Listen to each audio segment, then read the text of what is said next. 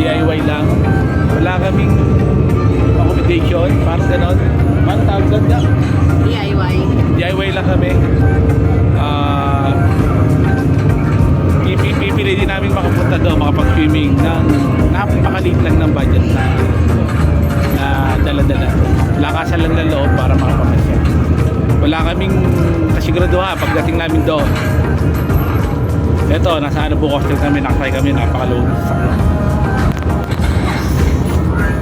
Nakachempo kami. So, ang destination namin ngayon ay sa Loton. kami sa pier. Ang sasakyan namin tugo.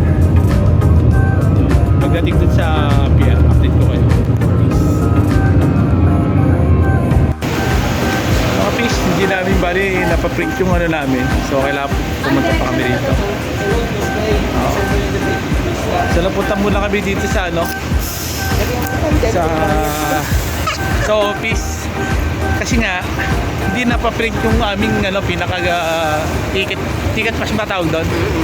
So, pero magkalapit lang naman siya. Kaya medyo okay naman. Kaya lang pangit itong weather ngayon, naulan.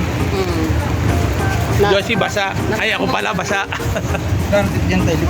So ngayon, diretso na kami ngayon sa Bargo. Umalis kami ng Cavite sa Imus ng pasadong 12 o'clock na. So ngayon, ano oras na, Jo? Ano na? Ano oras na ba? 2:40. 2:40. So yun, mga tatandaan nyo, pag pupunta kayo, pag magtutubo kayo, siguraduhin nyo nakaprint na yung ano nyo, pinaka-gate pass nyo, ticket. Para, pero okay lang naman, magkalapit lang naman. Ayan. Ito na yung ticket. Nandito na kami sa Pier 4. So, Ayun, ito. ayan. So ngayon, punta lang kami sa Bargo. Katay na kami doon. So waiting na kami. Sige, mga bis. Update na lang pag nandun na kami.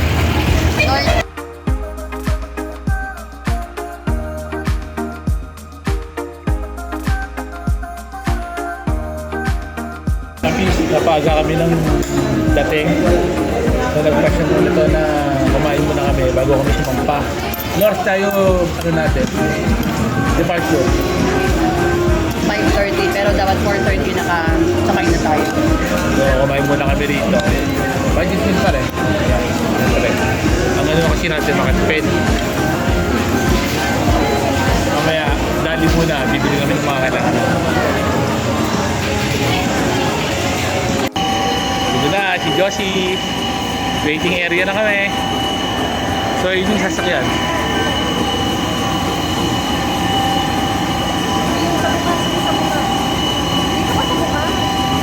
Pwede na tatay, diba rin sa bago eh.